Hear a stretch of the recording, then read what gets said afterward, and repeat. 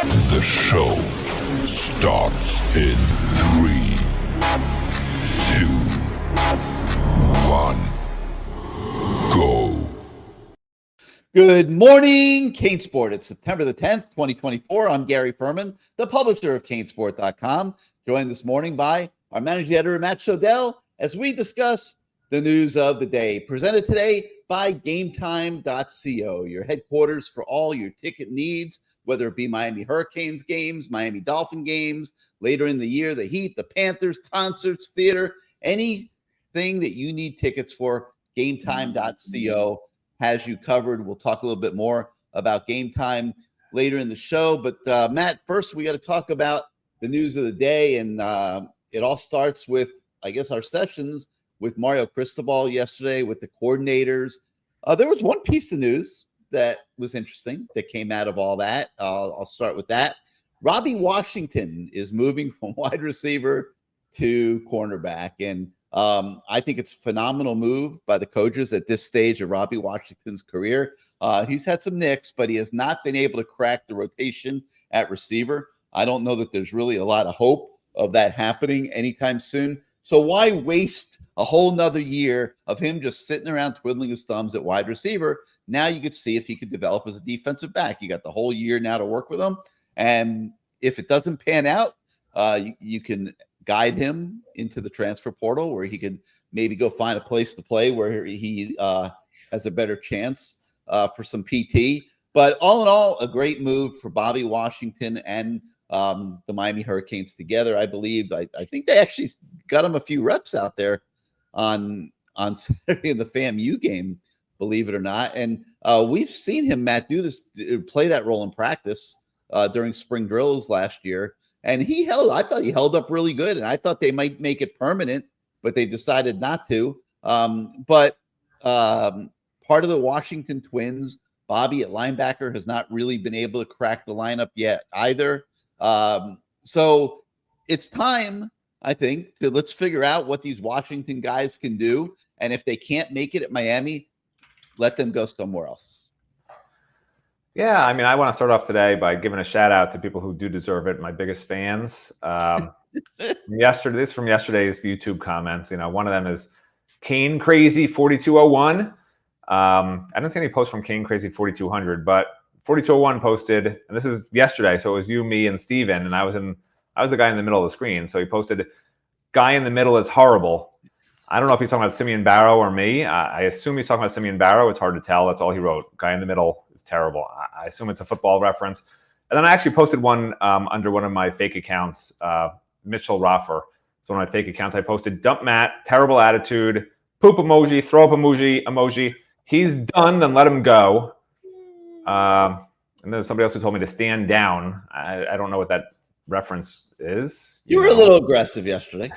I'm not going to argue with that. I hadn't slept. I was up all night, obviously covering the game. Got up early to do everyone's pro football focus things. And I'm going to sit there staring at Wagner's mustache for God knows how long. I mean, what am I supposed to be, a nice guy? I like I tell you guys out there in wherever the hell you are in the internet, living in these computer screens, like I am who I am unapologetically. If I'm annoyed, I'm not going to pretend I'm happy, which is why I always say, like, Miami coaches should be like me. Like, don't say Robbie Washington's going to be the greatest cornerback ever. Like, Mario made it sound like he's going to be a superstar at cornerback, elite. If you couldn't watch the Mario quote for yourself, okay? Just tell the truth. He wasn't good enough at receiver, and now we're going to try him at cornerback. Like, we'll see how he does. He moved to cornerback for 2 practices in the spring, and they quickly moved him back to receiver because he was such an elite cornerback that they figured out. The receivers will never get open with him covering them, so we can't use him there this spring. Let's put him back at receiver so the receivers can get open now.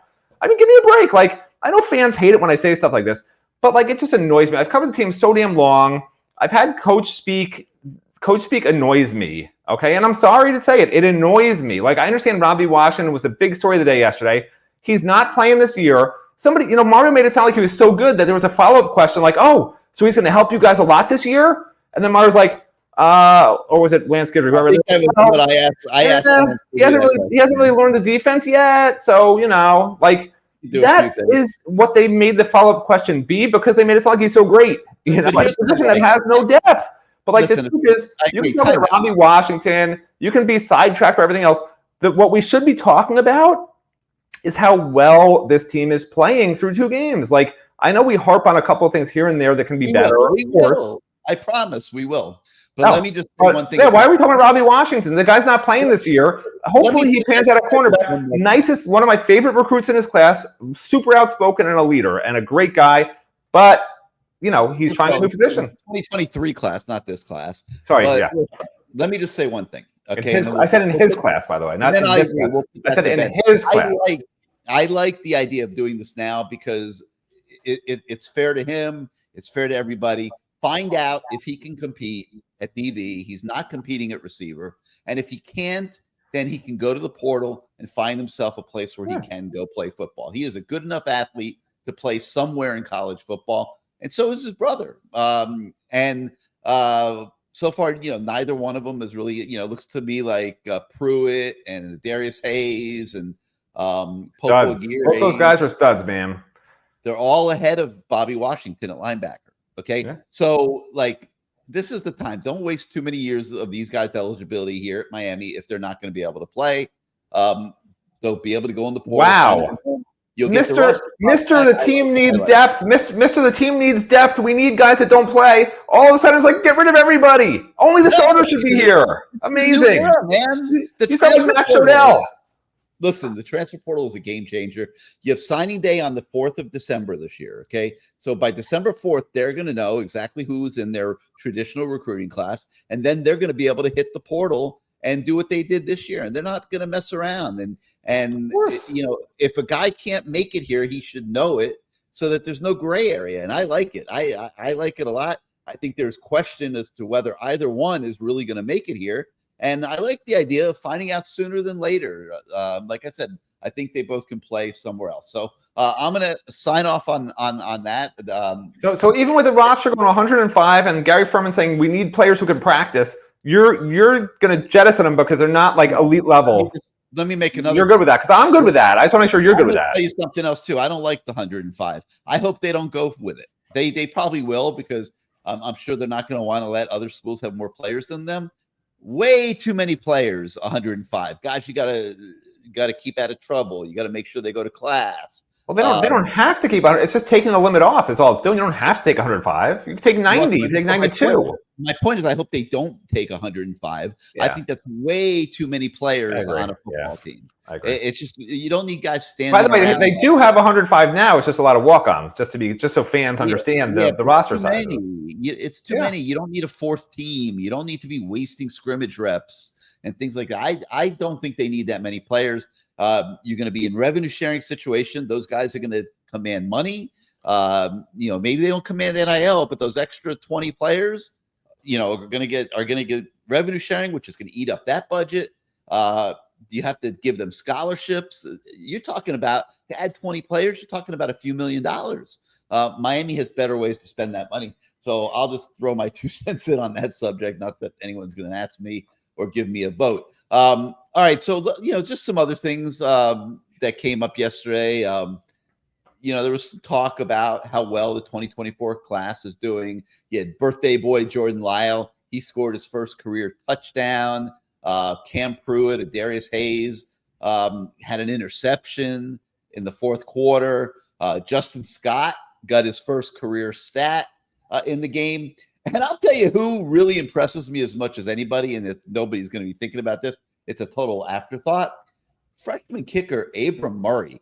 That kid has a rocket for a leg. Probably has a stronger leg than Andy Borregales, believe it or not. And I'm really excited about what Abram Murray is going to do in the future after Borregales moves on as a kicker for Miami. And he had the chance to try a 37-yard field goal in the FAMU game, and he nailed it right down the middle. And I thought that was great. And they had a chance to play a lot of these freshmen, not as much as maybe they might have planned before the game. There were some empty possessions in the game that they didn't get points. And obviously Mario wanted to make sure clearly that this was a convincing victory to anybody that looked at the score. So Cam Ward stays in the game till late in the 3rd quarter. The starters play till late in the 3rd quarter. It was funny because I was asking Shannon Dawson, about just his general philosophy on playing, because of course, on the message boards, everybody's been going nuts over the fact that the starters were in till late in the third quarter. So I figured, on behalf of the fans, I'll ask the question. And I asked Shannon, his general philosophy and players. And, he said, hey, man, that's not my call. Like, the head coach tells me when to pull the starters, and I just listen to the head coach. I don't want to read too much into that, but it's kind of interesting. But we said yesterday, this is a little bit of a different time, Matt, in college football. And style points will matter to a lot of teams when you get to the end of the year that are not conference champions, that want to get into the college football playoffs. And you'll have that committee, they'll be sitting there looking at the results and the body of work, and not one guy in that room is going to have watched Miami and FAMU. Like, let's be honest, there's no chance of that being the case. So the score that's on the piece of paper does kind of matter in today's system. It explains why Mario's willing to take the chance of playing starters a little longer. This is a team that's thinking big, that I think proved in the first game that they have reason to think big. They should keep getting better. A lot of very good players on this team. And, Mario has to coach big picture, which I think is why we're seeing a guy like Cam Ward in the game till the third quarter, Matt. You can't get Cam Ward hurt. He took 2 shots after he already should have been out of the game, including one self-inflicted when he, that crazy dive into the goal, over the goal line. You can't convince me that against a team like FAMU, Reese Poffenberger couldn't have scored the same amount of points, because they stopped trying to even score points in the fourth quarter. Reese was just handing the ball off, short pass, hand the ball off.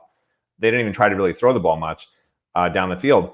He certainly could have. They could have run the ball and passed the ball down the field a lot more effectively if they just kept calling the plays that they had been for, similar plays for Cam, instead of packing it in. They didn't. So I understand the style points thing. I still just, we talked about it yesterday, I'm not going to go over it again. Like, I don't get keeping the one guy you cannot get hurt. Like, if a game's over, man, just take Cam Ward out. Like, that's the formula.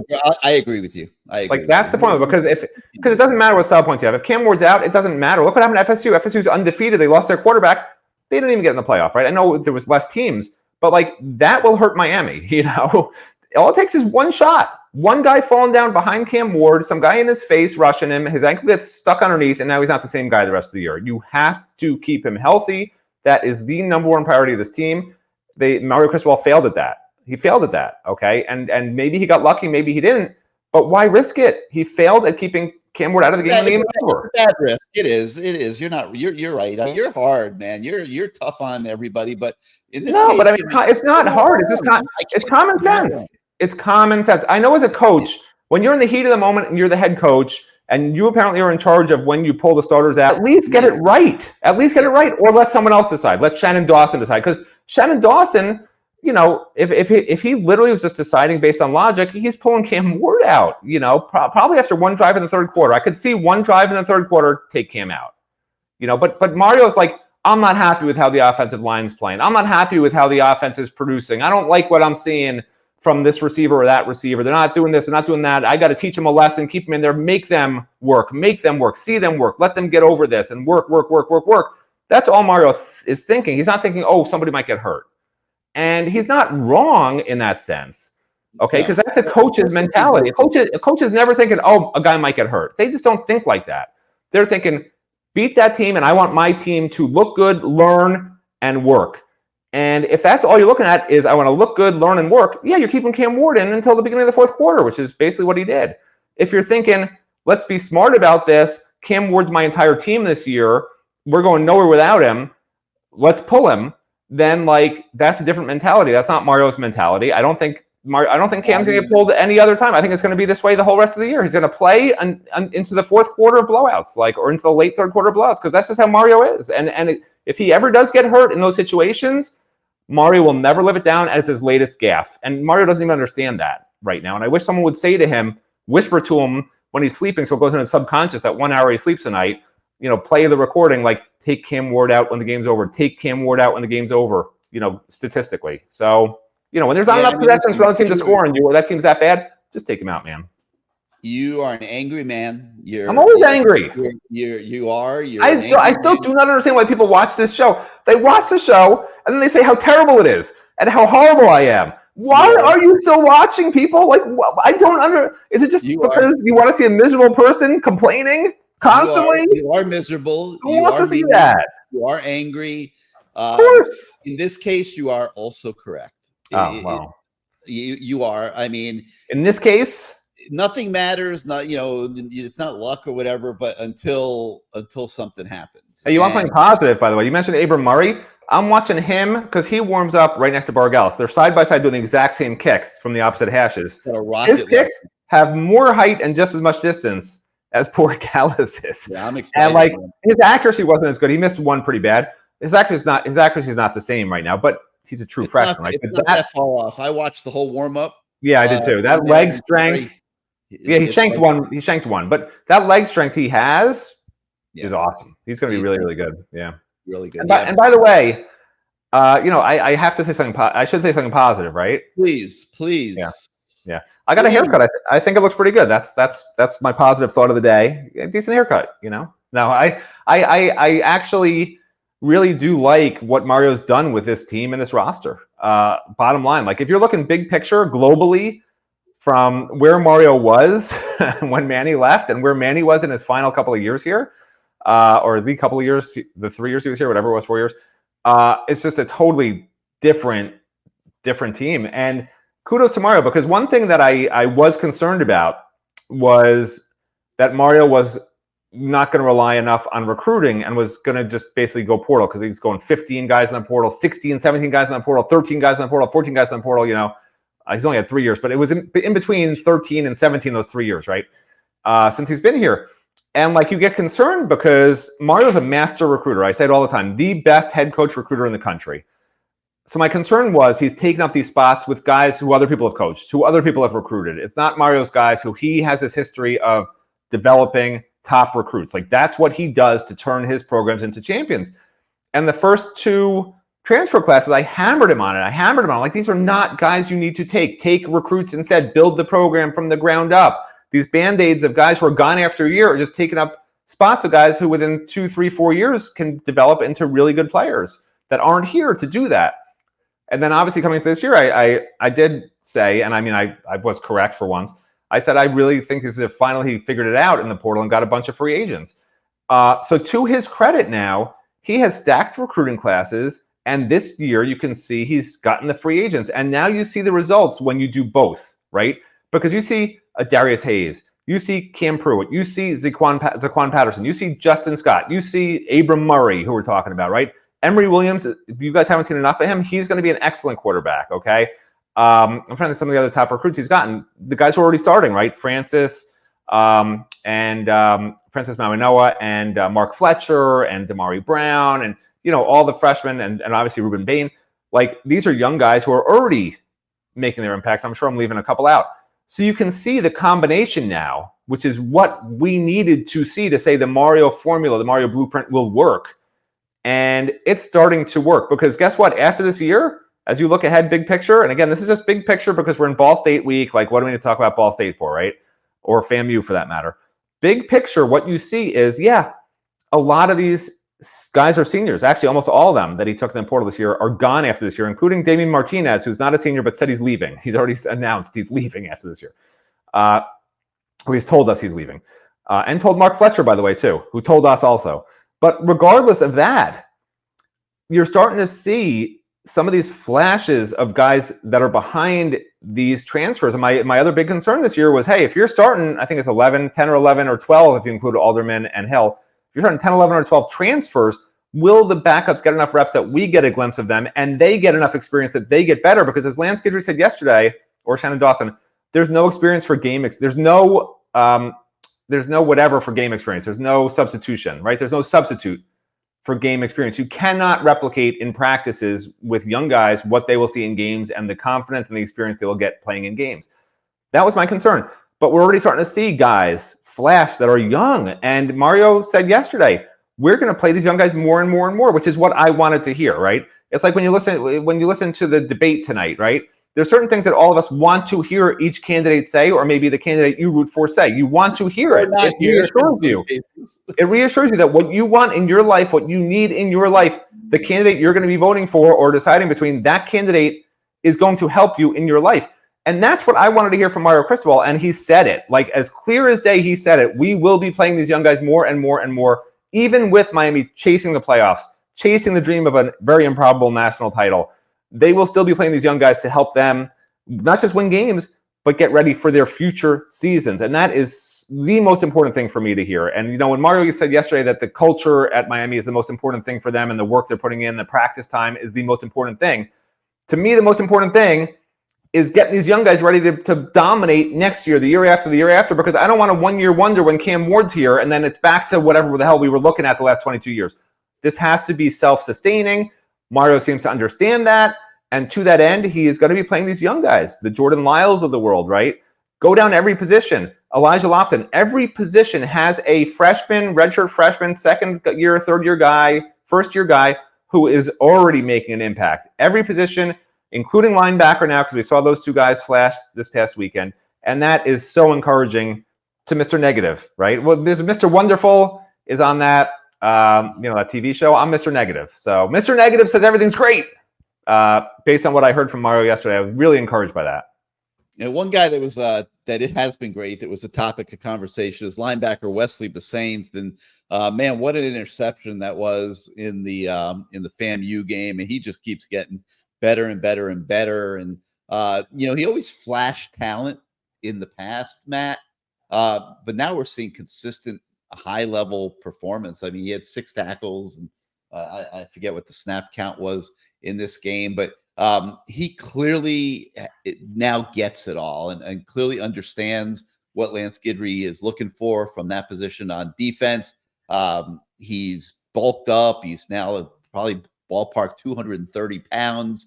The development of Wesley Basainth, Matt, is a huge deal for a defense that is showing up way better so far this season than anybody imagined they would. I mean, we were talking about linebacker being a potential weakness, with the secondary being a potential weakness. I didn't really like the way Jadaeus Richard looked in that game the other night, but beyond that, I mean, they have played better, I would say, in these first 2 games than anybody suspected. It starts with Wesley Basainth. Well, okay, so we talked about coach speak that annoyed me with Robbie Washington. I apologize. I know everybody hates me now. I don't care that you all hate me, okay? You've already hated me for however many years I've been covering this team. I don't care. So on the flip side of that, there was no coach speak for Wesley Basainth, which is all I want. I just want the truth. And the truth is they told us flat out, both coaches, Lance Guidry told us and Mario Cristobal told us in separate interviews yesterday, that Wesley Basainth really wasn't getting it his first 2 years, right? They said finally he's playing fast because he understands the defense and he's not thinking.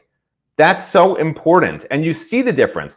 He'd always been really good in practices, and you get him in a game and he looked lost out there. That's what I said before the season. I said, this is the concern with Wesley Basainth. Like, yeah, he's looked great in practices this year, this past fall and this past spring, right? From what we heard and from what we saw in the spring.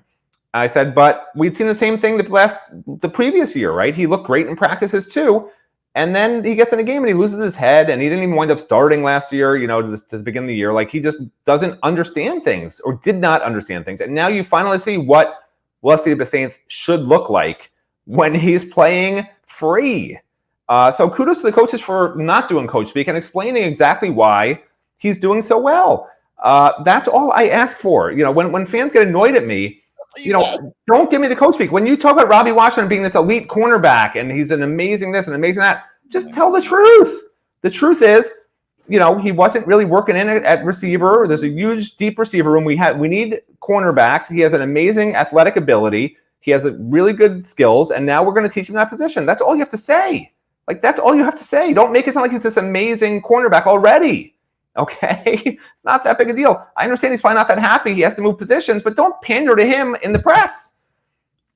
See this? Anyway, then you also were talking about the overall defense and how good they look. There's no doubt they look great. And Tyler Barron, number 2 in the country in sacks, number 4 in tackles for losses. The guy's playing out of his mind. He's never had more than 6 sacks in a season at Tennessee. In 4 years at Tennessee, never had more than 6 sacks. He's already got 4 in 2 games at Miami. And honestly, I think that's a credit not to Tyler Barron. I think it's a credit to Lance Guidry. because Lance Guidry recognizes what Tyler Barron can do. And if you look, and we'll do a film analysis at some point of Tyler Barron and what they do with him. Lance Guidry probably won't like it, but I'm sure other coaches see it anyway. But the way they're getting Tyler Barron freed up one-on-one on offensive linemen and working him to where he's able to make these plays is fantastic. I guess they didn't really do that at Tennessee the way they should have. And in terms of the overall defense, when that defensive line is dominating like it has, and I assume hopefully we'll get Ruben Bain back at some point, it's really hard for an opponent to pick on a secondary that is the area that we still aren't quite sure about, right? It's still just hard to tell for sure because there's a reason, and I know everyone hates Pro Football Focus almost as much as they hate me, but Pro Football Focus looks at every single play, and it's true. Like Lance Guidry said, and like everyone knows, of course, they don't know what is supposed to happen on a particular play. They don't know, is the safety supposed to pick up the guy in the slot? You know, who's supposed to go where on each play? They don't know that. But what they do know is this cornerback sticking with that receiver once he gets on him, right? Or is that receiver beating him by 2 steps down the field? And just so happens the quarterback wasn't able to throw the ball because the defensive lineman got there first, right? That's the grades for the DBs. And when you look at the Pro Football Focus grades on Miami's secondary, 3, if you look at anybody with I think it's like, well, if you look at it with, I guess, 14, you know, Damari Brown's only played 14 reps because he's been obviously hurt. But anybody with 14 or more reps, 3 of the bottom 7 total defensive players who have played just 14 reps or more are defensive backs. Shodell Richard, a not really good 61.2% grade. Then you look at Damari, 59.9, Darrell Porter, 59.4. I really thought that Darrell was going to have a really great year, but you know, apparently, if they've been thrown his way, he's been struggling. He's a 57% pass defense grade, you know, cover grade. That's not good, and he's supposed to be their best cover corner, right? So yeah, Damari Brown, Porter, Shodell Richard have all been struggling in coverage, according to these film reviews by Pro Football Focus. But in fairness, they don't always know the assignments. Right, correct. They don't know the assignments, but what they're grading on is once they latch onto somebody, are they staying with that player? These are cornerbacks, okay? They're not safeties where you can say, oh, he busted, when really it was somebody else's job to do that, okay? Shodell Richard, Darrell Porter, Damari Brown are cornerbacks, okay? I know Damari also is a nickel, whatever, but they generally have coverage assignments, and their coverage grades are terrible. So that means when they're covering somebody, they're not sticking with that player, and what's covering that up and masking that is just a really great rush up front by the defensive front, okay? Now, I am not watching the cornerbacks. I can't refute what Pro Football Focus is giving us these grades because I'm obviously watching the overall game, writing my game story, trying to grade the team. I'm not specifically looking at, hey, did Damari Brown stick with the receiver on this play or not? You know, sometimes you'll notice it once in a while. I have not noticed it. But Pro Football Focus has, for what it's worth. I'm just saying, for what it's worth, that's what's been going on. So the bottom line is I'm not sold on the secondary yet. Like, it's okay to say that. It is okay to say that. We will see what happens. If there's a game where the defensive line doesn't get pressure, the quarterback has time and can't find anyone open, or the defensive backs are getting breakups and interceptions, then I will be sold. When that's against a good offense and they can show that, then I will be sold. But for now, the jury remains out on the secondary. The front 7, I think we can all agree, well, the front 6, 4-2-5. The front 6 sounds weird. We can all agree has been really excellent. Better than I thought it would be. As good as I thought the defensive line would be, especially the defensive ends. You know, I thought the linebacker depth was an issue, although I thought that obviously Francisco Mauigoa was going to be fine. But they've been better than I thought they'd be. I mean, the way they get to the quarterback, the explosion they have off the snap, the understanding of the defense in year 2 of Lance Guidry, and how they're studying film to where they always are, they're not busting, you know, the first 2 games. They're not busting. Remember how many times in the past, like there was one play against FAMU where you saw that bust, you're like, that was weird, right? When that receiver, the former, I think was it the former Miami commitment, right? On the sideline, was just all by himself and then just wandered out of bounds for no apparent reason. He lost his balance, went out of bounds. But like, that used to happen every single game, multiple times a game. There was total confusion, and that's not happening anymore. So, you know, as good as the offense is, if the defense can keep doing what it's doing and mask perhaps some deficiencies in the secondary with personnel and numbers, you know, again, this team has so much potential, but it's only been 2 games. and one of the games wasn't even real. So it's only been one game, and that team was pretty bad. So we haven't even played a game yet. So this is just conjecture. We don't know. We're just trying to figure it out. All right. Well, 20 minutes ago when I was I kept talking because I wanted to keep wearing those. Showing off my shades here. This is what I'm going to wear to campus the rest of this week. So nobody can recognize me and ask me what's wrong with Matt Shodell. So I just wanted to be on record. I got a lot wrong. There's a lot. A lot wrong. Somebody else I mean, can I read some of these? I don't know. Somebody else asked, it's a shame that Matt Shodell obviously isn't married and da-da-da-da. And, I asked him if he'd be my friend or something, but, I need friends. But I don't think he responded for some reason. I don't know. It's super rude. But yeah, no, if anybody wants to be my friend, look at that. I'm obviously available to be anybody's friend at any time. Nobody wants to be with me. If you want to be miserable, I'm your guy. If you want to go watch sad movies with me, I'll go watch a sad movie with you. Like that's all I do. I make people sad. I am a sad movie. Would you please please be quiet for a minute No, here? I'm the Notebook personified. Now I'm done. All right. We got so much more to talk about today, but first let's take a moment and talk about GameTime.co because it's football season. I know all you guys out there like to go to a lot of football games, not just the Canes, but sometimes other colleges even, and NFL games. And there is no better place to go for your tickets than GameTime.co. They have a new feature called Game Time Picks that just makes the ticket buying process so seamless and easy for all your favorite live events. Game Time Picks filters out the fluff and shows you only the most incredible deals on great seats, so you don't have to waste your time searching through thousands of tickets that pop it up on your screen. They get right to the point, man. They take you right to the best seats. And Game Time has so many other things that it brings to the table as well. They have curated deals that make it easier for you to find the best price on the great seats. They have super deals, specials. Their last minute deals on tickets right up to the start of the event or even an hour after it begins are absolute money. If you're running late, man, there's a game up, 10 minutes away or something. You know what? I really would still like to go see that game. You can go in the middle of the first quarter, get yourself seats, hopefully at a little bit of a discounted price. Their lowest price guarantee stands, or they will credit you 110% of the difference. And you can very easily figure out what you're paying because they have a little toggle switch that lets you get all-in pricing. And you don't have to try to do math. What are my fees going to be? God, man, like fees can be really rough in the ticketing business today. Game Time will show you exactly what you're paying for that ticket as a grand total and not play the upsell game with you on your fees.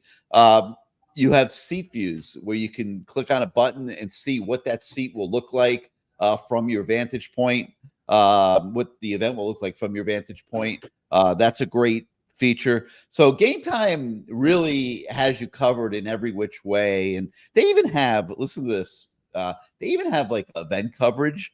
So if the event is canceled, you get a return of your money within 24 hours. And here's the best part of all. Let's say you buy tickets in advance, you lose your job. They will refund your ticket for you. They have you covered under any circumstance. Game Time is your place to go. It takes all the guesswork out of buying concert tickets. And here's a special deal for you. Download the Game Time app, go to GameTime.co, make your first purchase, and use the code ON3, ON3. They will give you a 20% discount off your first purchase. So that's the code ON3, 20% off. Buy tickets in seconds with 2 taps with Game Time. So download the Game Time app today. Go to GameTime.co, not .com, .co. Get your tickets, get your last minute tickets, get the lowest prices guaranteed. What time is it? It is game time, ladies and gentlemen. All right, now let's get back to the Matt Shodell nightmare here. When are you going to take people's advice and get rid of me? Wagner does a great job. He's a mustache. So listen, the best thing that I thought happened this weekend for this football team, I mean, for months, everybody's been talking about how easy the schedule is. Okay. Well, you had Cal the Cal team that Miami plays, I guess in 3 weeks, I think it is. Now, yeah, I think it's 3 weeks away. They went into Auburn, okay, went on the road to Auburn, and they beat Auburn.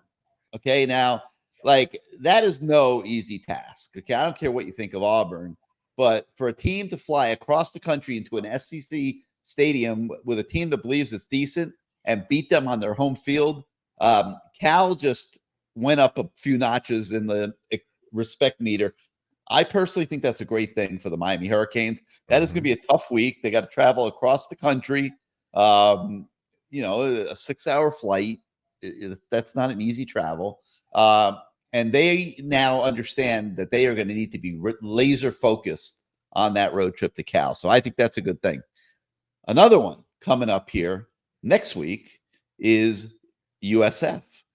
USF went into Alabama, okay, and it was a 1-point game at the end of the third quarter, 14-13, okay? And I know Alabama raised the level of their game as great teams do. Kudos to the Crimson Tide. I think they put up almost 200 yards of offense in the fourth quarter. They ended up blowing South Florida out of the stadium in the fourth quarter.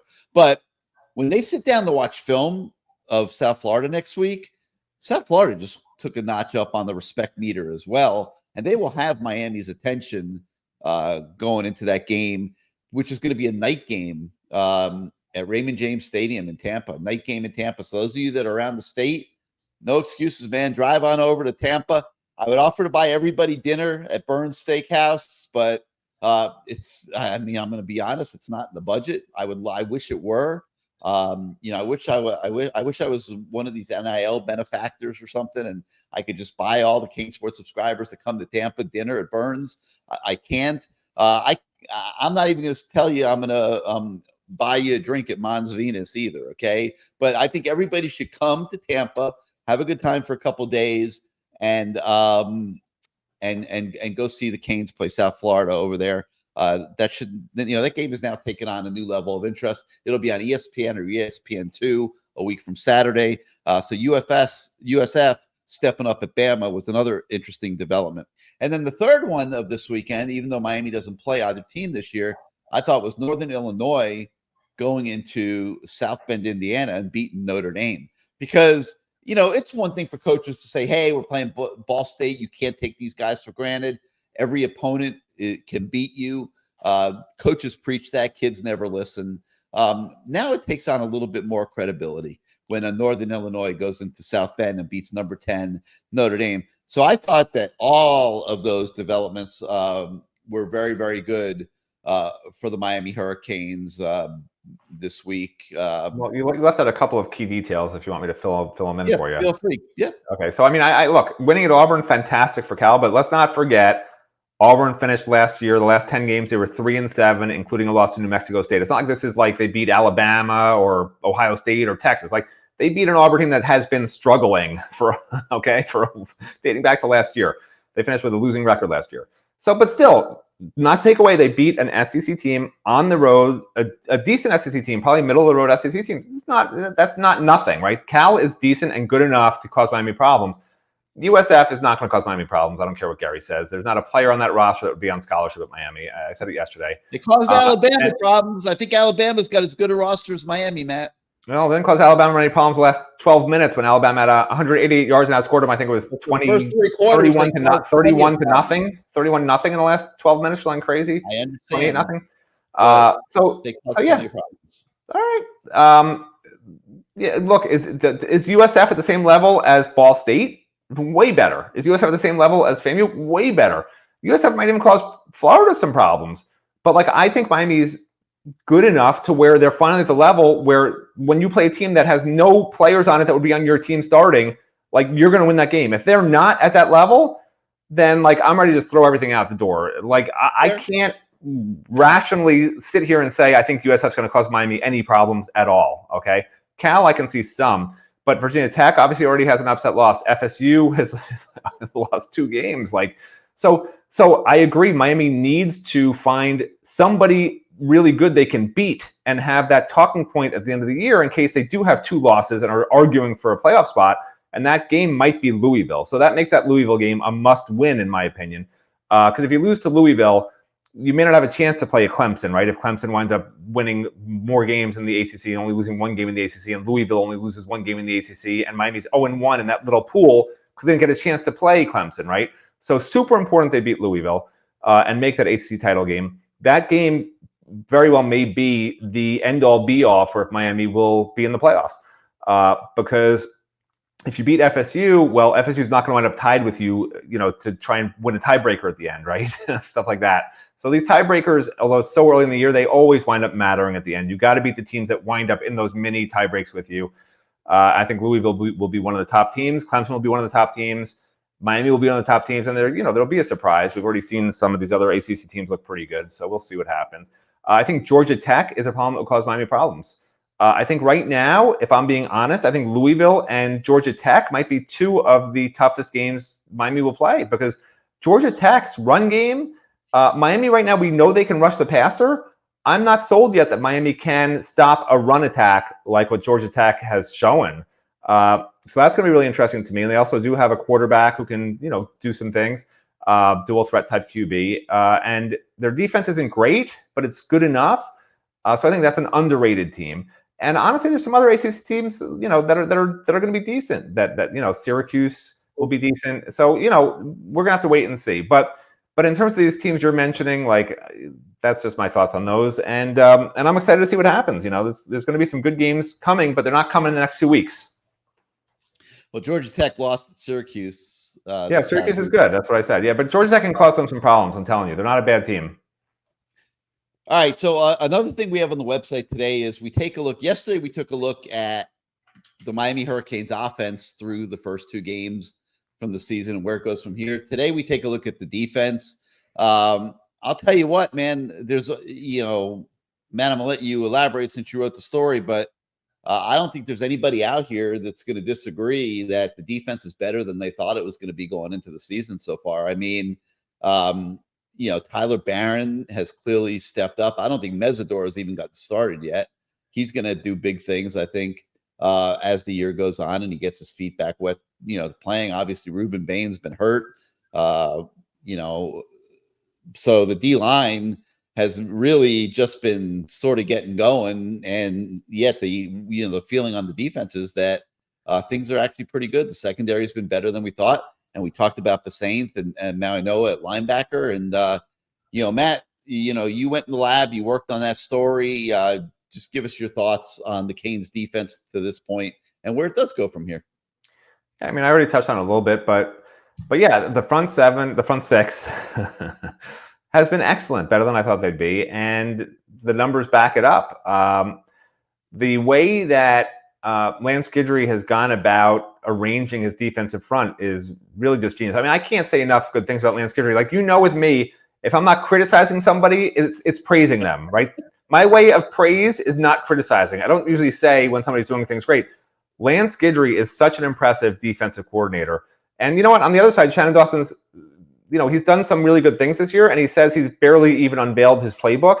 So I'm hoping that maybe he will be impressing me too. But right now, of the 2 coordinators, Guidry is up here, and Shannon Dawson's just in the middle. I'm still withholding judgment on Shannon. How good the game plan was in Gainesville. Yeah, really good. But he prepared for 6 months, probably with help from other people. We're going to see as it goes forward here. A lot of truth to that, but that was a hell of a game plan. Yeah, I mean, he admitted he was stealing plays from other people. So, whatever. We'll see when he comes up with his own plays for other games. We'll see if he's Shannon Awesome or Shannon Dawson. But as for Lance Guidry, we're talking about the defense, right? I am just so impressed. And as of now, as upset as people were with Mario Cristobal's first hires as the coordinator, so we don't need to get into, what a great hire, because this is a guy who hadn't done it successfully at a major level before. I think he was going to be at Tulane was his job that he was finally promoted to. Tulane was a cup of coffee. He never coached the game. Right, that's what I'm saying. He got promoted to the DC at Tulane. That was his next step up. Yeah. So that was his highest level at the point where Mario said, "Hey, do you want to come here?" Right? He couldn't get above Tulane because obviously if he could have got a different job with a power conference above that, he would have taken it. Right? Tulane was the job he took. That he hadn't, like you said, that he didn't start yet when Mario grabbed him. And Mario really just grabbed him because he had faced him before. When FIU played whoever he was, Lance Guidry's team was one of the Louisiana teams. So when that happened, Mario Cristobal said, wow, this is a tough defense to prepare for. And so kudos to Mario on this one. Like, you got to give Mario credit for some things, okay? The transfer portal and Cam Ward, recruiting, and hiring Lance Guidry, because Lance Guidry's defense is complex to the point that it's never really the same. And it's not just not always the same in terms of how players are moving around after the snap. Like, yes, it's more simple than it looks, but the way he moves the personnel and changes the personnel just to get matchups, I mean, he moved Akeem Messer to defensive tackle from really being a defensive end for 2 years, right? Even though he was hurt last year. He moves Tyler Barron inside sometimes. Tyler Barron is one of the best rush ends in the country, right? And so he has these different sort of mixing and matching pieces that he can bring into that front seven that's just so effective. And he has the players to do it, where you have these defensive ends who can drop into coverage, linebackers who are fast enough to blitz off the edge or cover or help and run support. Like, he has the personnel to do what he needs to do, and he recognizes it, and he uses them that way, right? Which we haven't really seen at Miami before, even with some really good defensive coordinators, okay? Manny Diaz was a good defensive coordinator, right? But you didn't see him do these kinds of things that just, when you have 6 guys with only one of them with their hand in the dirt at the line of scrimmage, the other quarterback isn't always quite sure what's going to happen until he snaps the ball, and then has to quickly figure out what the hell's going on and then get it out quickly before Tyler Barron takes his head off. Like, that's not easy for any offensive player to do at this level as a quarterback. So with that said, you said I went in the lab. I mean, I just sort of looked at some of the numbers and some of the Pro Football Focus stuff. So again, the front 6, fantastic. The back end, like I said before, like, I'm not sold. The Pro Football Focus metrics are not good for the cornerbacks. Mish Powell had a great first game, not a good second game, according to the metrics of Pro Football Focus. I'm not worried about Mish Powell. I'm not even particularly worried about Darryl Porter, who's graded out pretty poorly. But when they're your 2 best guys in the secondary and they're not grading out well, that doesn't help matters when you do start to face maybe a really, really good quarterback, some really good receivers that maybe Miami hasn't really seen yet. I know we thought we did in Florida, and maybe we did, because I thought Florida's offense was going to be better than it looked. And I don't know if that was just because Florida was that bad on offense, because, again, they played nobody in week 2, or if Miami was that good with what it did on defense. So you just need a little bit bigger sample size. But Lance Guidry, let's get back to Lance Guidry, who I agree has done a very good job with this defense and putting it together. And it's really just starting. Like, the real games are coming up ahead, and he's just started rolling out. I mean, I don't think we saw a whole lot of exotic stuff at Florida. He kept it relatively simple, and it was good enough. But he's got all his blitz packages ready to go and stuff. So there will be times this year where we see a lot more ingenuity from both Shannon Dawson and Lance Guidry's part.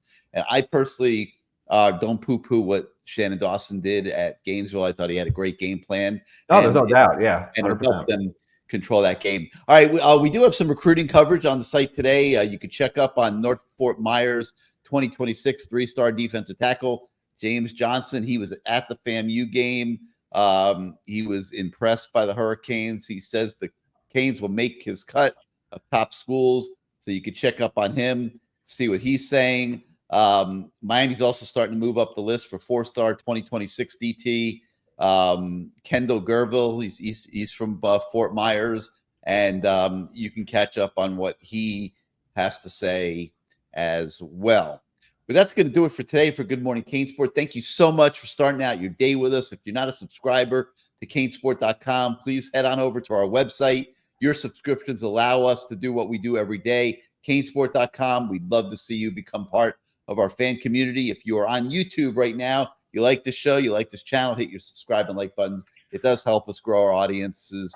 The algorithms work off those subscribes and likes. So we would appreciate that as well. Program note, tonight at 8, we got the CaneSport live show.